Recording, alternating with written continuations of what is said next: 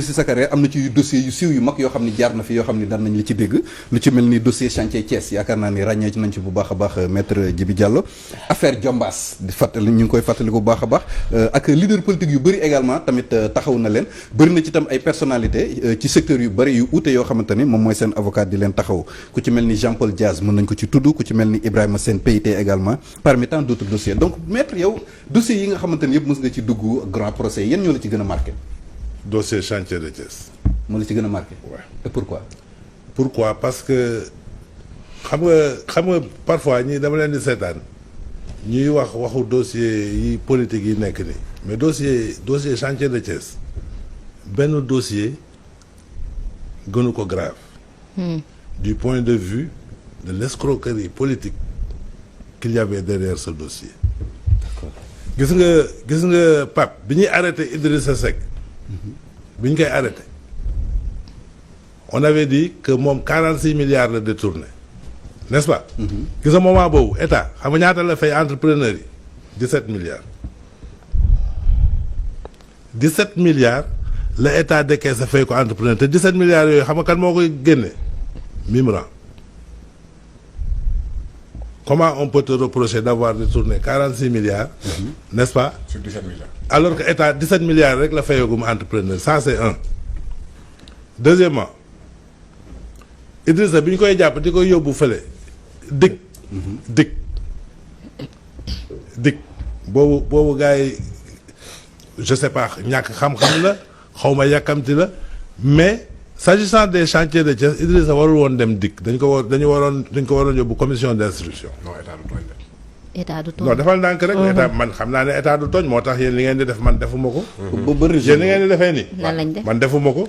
ba régime Wade la woon. ok ñun xamoon nañ ne warul dem foofu mais dañu ne tekk di xaar ba benn confrère kii boo xam ne fekkewul woon suñu réunion wax ne voilà dossier bi gëstu naa def naa ni warul dem dik dañu waroon def acte d'accusation dem commission d'instruction rek immédiatement gars yi génnee beneen délit ne atteinte à la sûreté de l'État. touché ku la waaw génne atteinte à la sûreté de l'État jàpp Awa Gueye Kébé jàpp Coumba Nguy Thiat qui était moom policière la woon jàpp naar bi nekk fële bi nekk bi moom Kirène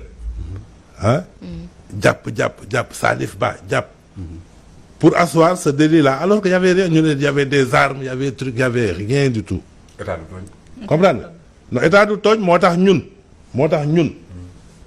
dañu suivre procédure normale te li ma gën a frappé ci Idrissa man en ce moment j'étais jeune j'étais comme toi fougueux bu ma ko ne bàyyil ma wax gars yi kii mu ne non ne leen man j'ai besoin d'or je n'ai pas besoin de en prison comprendre nga nañu def tànk ànd ak dal comprendre nga et c'est comme ça qu'il a géré le dossier et pourtant au départ moi j'avais un argument qui était un argument de taille mooy la loi Ezzan dama yow indil ko la loi Ezzan parce que la loi Ezzan avait amnistié tous les faits politiques yi amoon depuis l'assassinat de Maître Babacar Seye jusqu'en 2005 vous comprenez.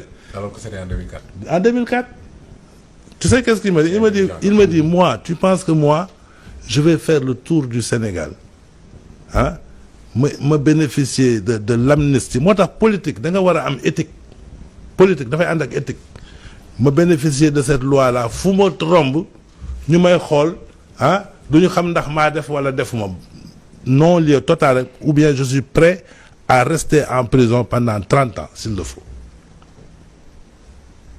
On a fait des commissions rogatoires on a tout fait. On n'a rien vu et finalement la commission d'instruction n'a pas eu d'autre choix n'est-ce pas que de rendre un non-lieu total. dafal ndànk waxtaanam beek ak Wade moo ko ci génne. dafal ndànk foofu laay egsi non dafal ndànk yow gis nga il faut pas m'interrompre.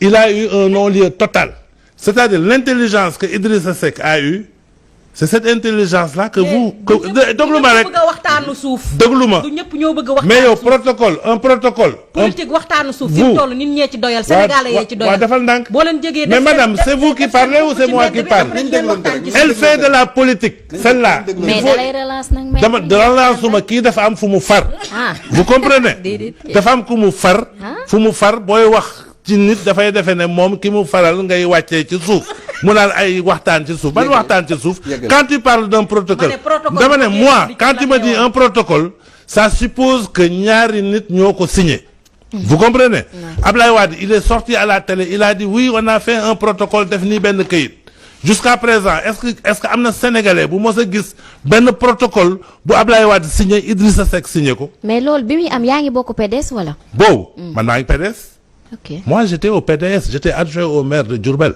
d'accord. vous comprenez hein donc ce protocole là il n'a jamais existé parce que c'est ça la vérité te Idrissa sénégalais yi dañ ko war a rendre justice vous comprenez parce que dañ koy tooñ dañ ko yàgg a tooñ mais man li ma jaaxal. oui li ma jaaxal non parce que yow yaa ko fi indi parce que yow yaa indi waxu protocole bi ok boo waxuloon waxu protocole bi fi may dugg nii du ma fi dugg dinaa yem ci dossier bi ah ok maître. waaw xam nga moom fi mu dugg noonu dama ko ci fekk si. waaw vas-y mbirum chantier Thiès dañ cee yàgg a wax. waaw léegi yow tey mi nii yow en tant que acteur bu bokk. man mos nga ma dégg waaw question bi.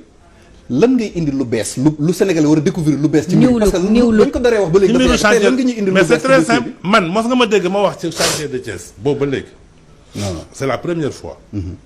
Dieu sait que ce dossier là kenn gënu ma ko xam xam nga lu tax moi je voyais Idrissa le matin et le soir tu comprends et je coordonnais l'ensemble du pool des avocats et j'étais un homme politique au cœur du système je connais cette affaire là mais le dossier des chantiers de Thiès c'est un dossier politique Idrissa vous l'a dit dès le début il a dit que aujourd'hui le fils. mais ba ngay coordonné non dafa boobu maître Ousmane Seye fu mu nekkoon. Ousmane Seye n'était pas avec nous il était du côté de l'État. Okay. Moi j'étais avec maître Boukounta Diallo et Sidiki Kaba.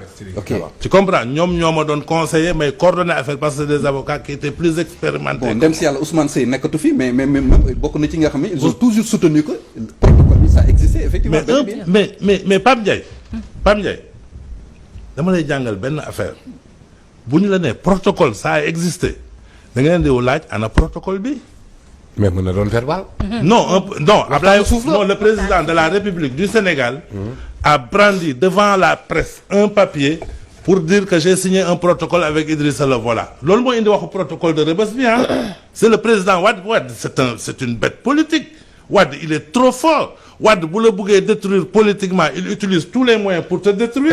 est-ce que surpassé wuñu leen woon parce que y avait maître Nafissatou Diop aussi. Nafissatou Diop. où. dans Rewmi à côté de. Nafissatou Diop était avec Idrissa oui. oui moom wax nañ ko ci protocole. wax nañu ban protocole mais man. je te dis que j'étais le coordonnateur du pool des avocats. moo tax ma ne la est-ce que dépassé. dama ne Nafissatou Diop Cissé. elle n'est même pas avocate elle est notaire. elle est notaire xam naa ko waaw ma xam Nafissatou bu baax. sama attends si un protocole. non attends il faut être républicain. protocole bu ni mel kenn du ko bind. dafa ndànk Sow moi je suis un républicain. vous comprenez. parce que moi quand tu me dis quelque chose tu m'amènes la preuve. tu comprends. moi mon président de la République dont moi j'étais le militant j'étais le militant de Ablaye Wade. Pourquoi? Parce que j'étais avec Aminata Tall à Diourbel. A pris un papier devant la presse. Vous l'avez vu. Dire qu'on a signé un protocole de Rebeuss. Bu affaire bi dafa mujjee devant le juge. Tu comprends? Mais ce protocole-là, on l'a jamais vu. Il n'y a pas eu de protocole. Et je vous dis, chantier de Thiès. On a dit chantier de Thiès, on a détourné 46 milliards. Comment on peut détourner 46 milliards sur un décaissement de 17 milliards. d'accord ah question dañ jàll ci beneen point. fii la ñuy wax jàlluñu ci beneen point. dañ koo fàtte ba jàll ci leneen. xoolal du ñu jàll ci beneen tu sais celle-là je vais te dire celle-là elle fait la moi man xam naa foo bokk. dafa nànk rek xam naa non déglu ma wax la yow ni ngay toogee fii xoolal yow. toogal maître non dama toog moom ni muy toogee fii non c'est pas le passé. feeñu ma maître c'est pas le passé parce que yow ni ngay toogee fii pendant 2 heures de temps 3 heures de temps di wax waxu Sonko ku tudd Sonko nga bëgg a dal ci kawam. comprendre nga non yow tu es une militante de Pastef ça tout le Sénégal le sait. yow ak Sow mi tous les Sénégalais savent que vous êtes dans Pastef. Moi, je vous l'accorde et je vous en laisse la liberté. Aujourd'hui, il m'a invité. Mu cuquma ci dossier chantier de Thiès, j'en ai jamais parlé. mais est-ce que mën naa ci wax Ça fait non doo ci wax. mais ci dossier bi laa bëggoon wax man. Ndiaye Ndiaye kàddu gi dina ñëw. Ndiaye Ndiaye Ndiaye ce dossier-là, c'est depuis quand? 2007. C'est depuis 2007. Mos nga ma dégg ma ci wax. c'est parce que tey nga ànd ak Idi. Idi man mosuma bañ a ànd ak moom ah. ma ne tey nga ànd ak moom. Non, tey nga tu ànd sais ak toi moom tu es dangereuse parce que tu es de mauvaise foi aussi. non je suis D'accord. pas de Léegi- mauvaise foi, kay tey nga ànd ak parce que yow boo nee tey laa ànd ak Idi c'est que yow xamoo li xew.